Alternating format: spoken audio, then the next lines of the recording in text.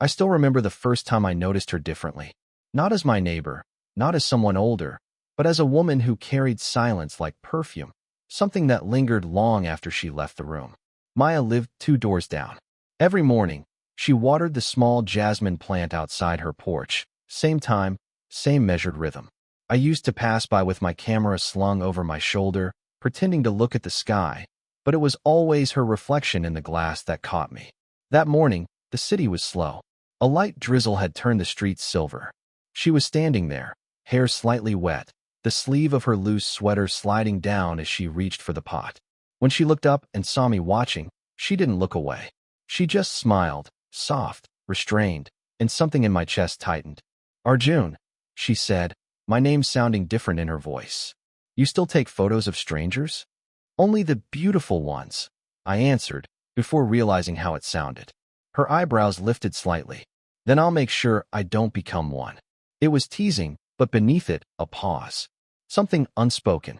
The air between us held that pause too long.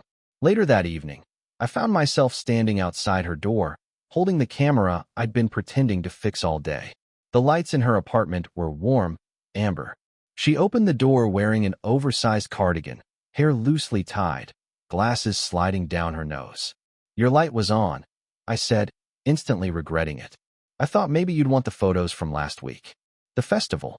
She leaned against the frame, studying me. "You don't usually knock at this hour." "I don't usually want to." That made her laugh, quietly, like she was afraid someone might hear. "Come in," she said after a beat. Her apartment smelled of rain and old books. There was music playing, slow, crackling, something with a piano that filled the space like breath. I placed the camera on her table, but she was closer than before, close enough that I could see the faint shimmer of moisturizer on her skin, the tiny scar near her collarbone. "You always look like you're about to leave," she said, watching me. "Maybe I'm waiting for a reason to stay."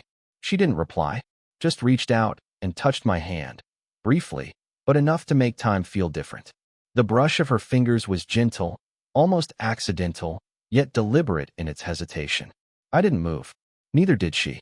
The clock on her shelf ticked once, twice. Her voice, when it came, was a whisper, almost a secret shared with the air between us.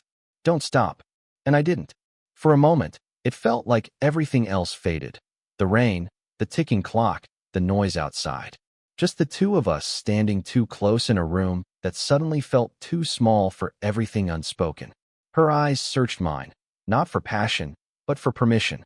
And when she stepped closer, I realized this wasn't about age or loneliness or timing. It was about two people who had run out of ways to pretend they didn't feel it. But then, a sound. The doorknob rattled. A shadow crossed the glass panel behind her. She froze. Our hands, still inches apart, fell away. "Someone's here," she murmured, eyes darting toward the door. The warmth between us turned electric, suspended, unfinished. And just before she moved away, she looked back once, her voice trembling but steady enough to leave me ruined. Later, maybe. The rain outside started again, harder this time, as if it knew what we'd just almost done. For 2 days, I tried not to think about that night, about how close she had been, how soft her voice had sounded when she said, "Don't stop." But memory has its own pulse. It kept returning in pieces. Her scent when she leaned in, the faint tremor in her fingers, the way her eyes avoided mine afterward, as if she had crossed a line she wasn't ready to admit existed. By the third evening, I gave up pretending. I found myself walking past her apartment again. Her window was open, light spilling out in gold. She was reading, legs tucked under her, hair loose. It should have been ordinary, but nothing about her felt ordinary anymore. She noticed me in the reflection and smiled faintly, gesturing me in without a word. Inside, she was making tea. "You always appear when the kettle's just started boiling," she said. "Maybe it's the sound that calls me." She looked over her shoulder, amused. "You make it sound like I'm the one calling." "Are you?" The question hung there, sharper than I intended. She didn't answer, just poured the tea, the steam rising between us like something alive. We sat across from each other. The silence wasn't empty. It was full of things we weren't saying. I noticed her hands, the slight roughness on her knuckles, the small silver ring she turned when she was thinking. I wanted to reach out, trace the movement. But I didn't. She must have felt my gaze because she smiled without looking up. You stare too long sometimes, Arjun. I'm a photographer, I said. It's my excuse. Be careful with that excuse. People might start believing it. Her tone was light, but there was an edge underneath, the kind that comes from knowing exactly how fragile something is. After a while, she told me about her marriage, how it ended quietly, no shouting, just silence that stretched too long until one day there was nothing left to fix. He wasn't cruel, she said softly, staring into her cup. Just absent, like living beside an echo. I wanted to tell her I knew that kind of emptiness, that kind of waiting, but my throat closed around the words. Instead, I said, you don't deserve silence. She looked up then, her eyes darker than before. And what do you think I deserve? I didn't answer. I just reached across the table and brushed my fingers against hers. She didn't pull away this time. Her breath caught, barely audible, but I heard it, felt it. The room seemed smaller again, the air heavier. I shouldn't let you come here so often, she whispered. Then tell me not to.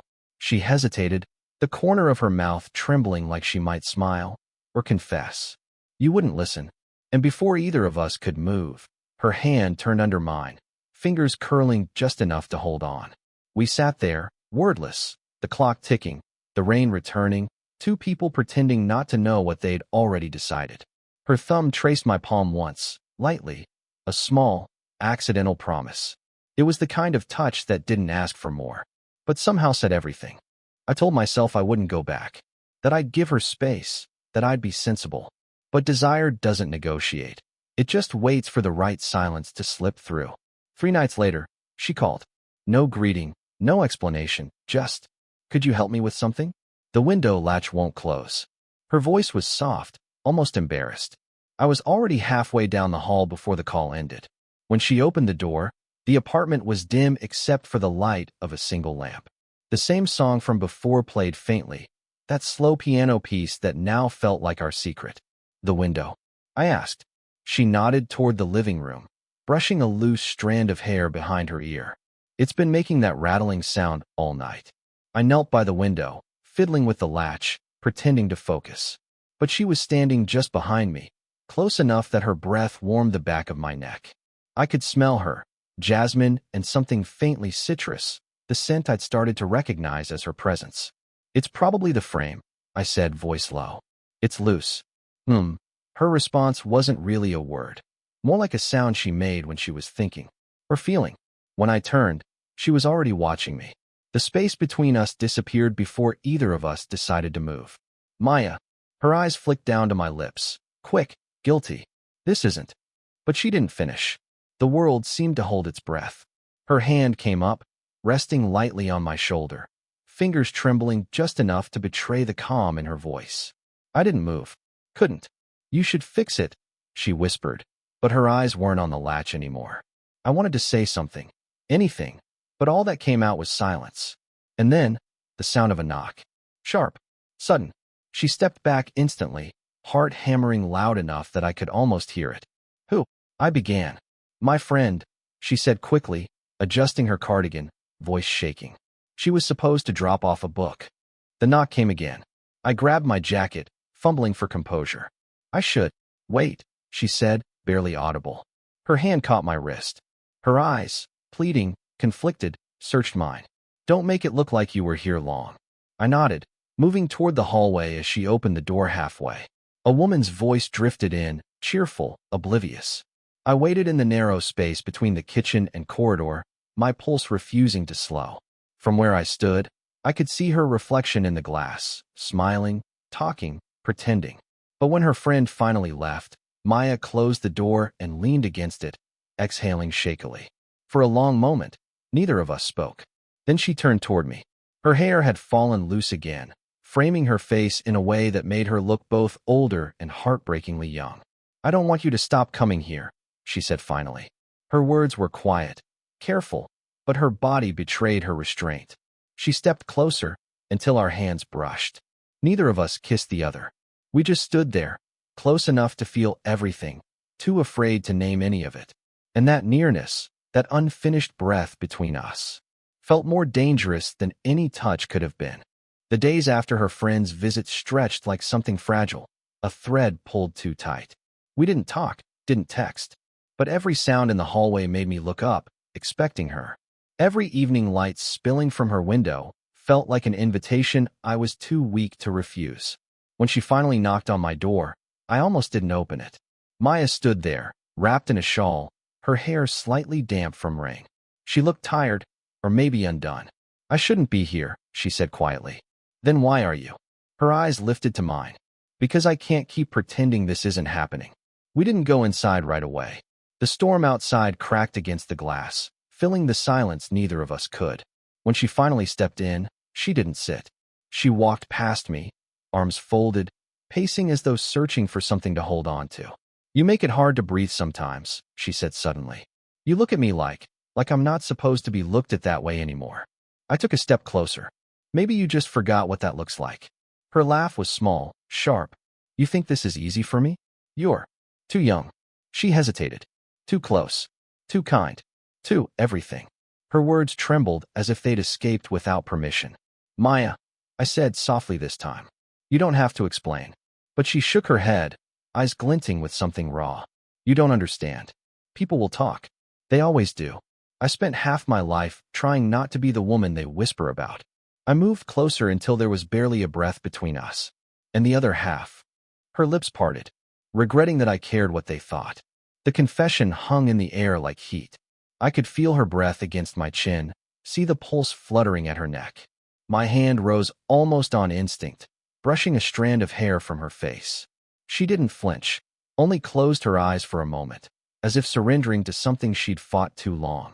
"Maya," my voice came out rougher than I meant. When she looked up, her expression was unreadable, desire tangled with fear, longing wrapped in restraint. "You should tell me to stop," I said.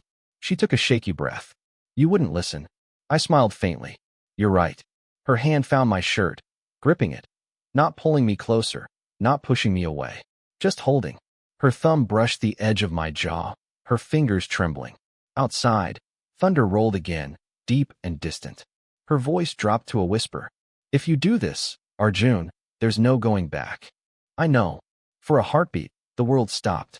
Her eyes flicked to my mouth, mine to hers, the space between us barely a breath. And then, a phone rang. Loud. Shattering. She froze.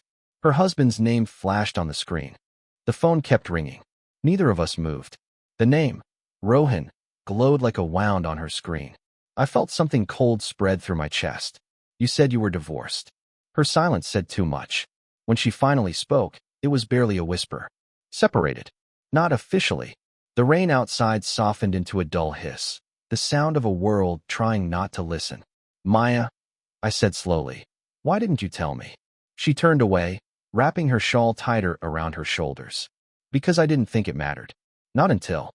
Her voice cracked, and she exhaled sharply, as if the truth itself burned. "Not until you started meaning something." I stood there, hands clenched uselessly at my sides.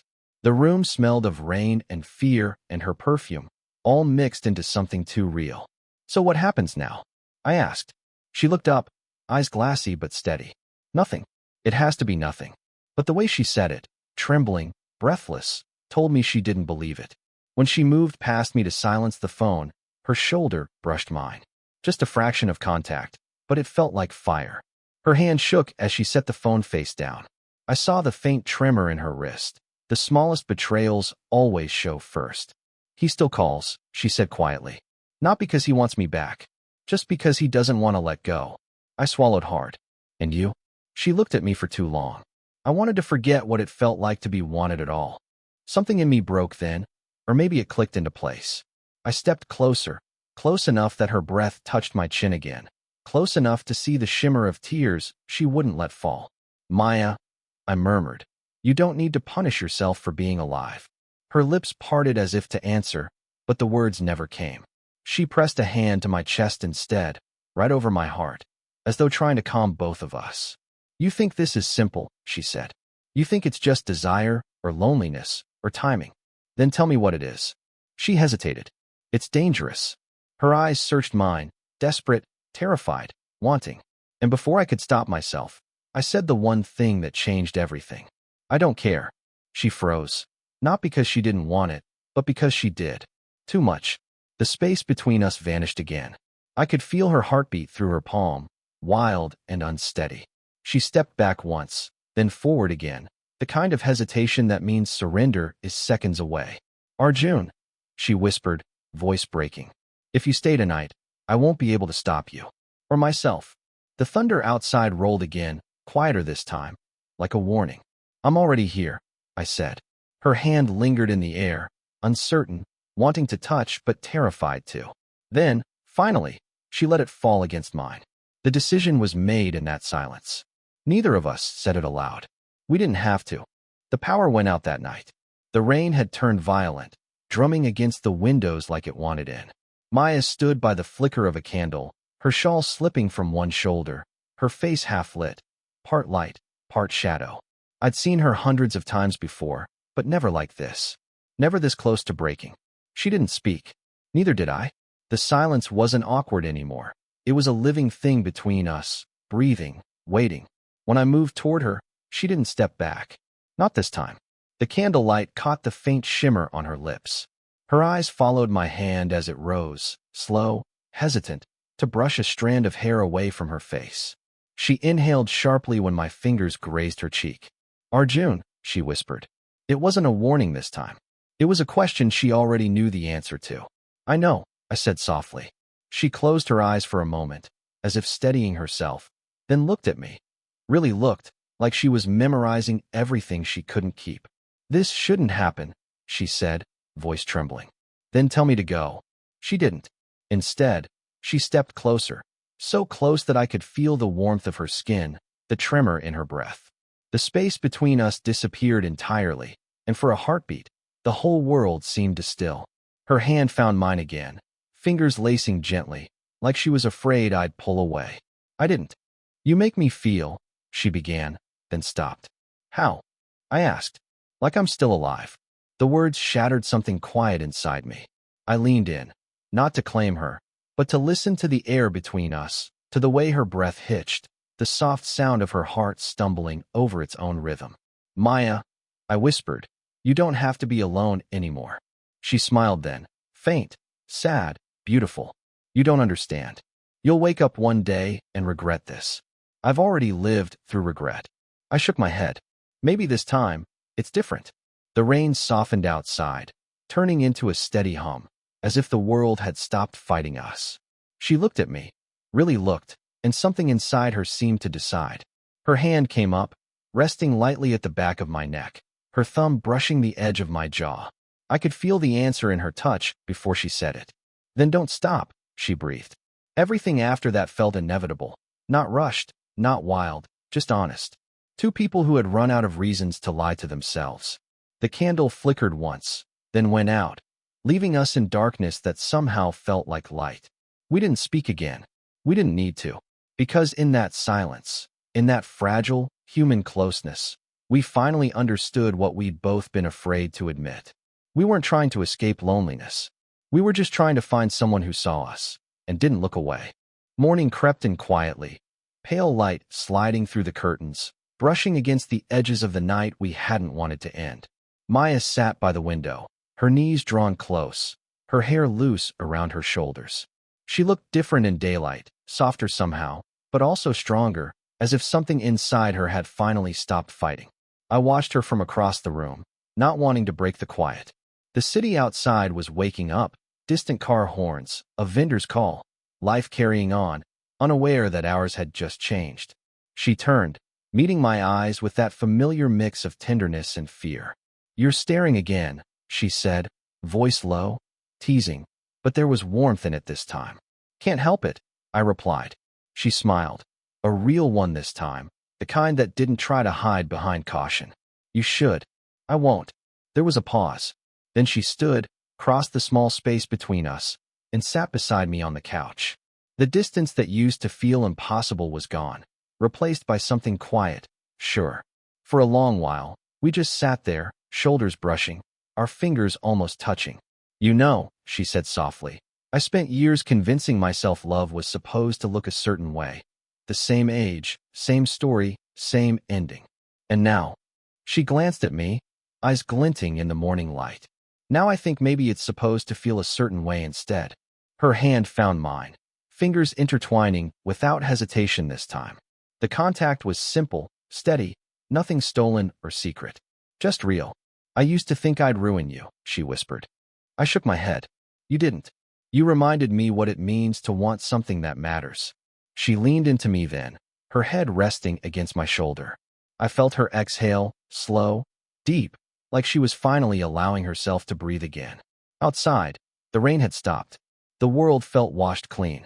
We sat there, saying nothing, the kind of silence that felt safe now, not full of fear, but of understanding. My thumb traced slow circles on her hand, and she looked up, eyes searching mine. "You're sure about this?" she asked quietly. "I've never been more sure of anything." She smiled again, small, tired, beautiful. Then she leaned forward and pressed a soft kiss to my forehead, a gesture so gentle it made my chest ache. When she pulled back, she didn't let go of my hand. "Then let's not hide anymore," she said. "Not from each other, at least." And we didn't. We stayed there, two people who had spent too long pretending not to need anyone, finally still, finally seen. For the first time in years, her laughter came easily, and mine followed, quiet but certain, as the morning light touched both of us. The world hadn't changed, but we had.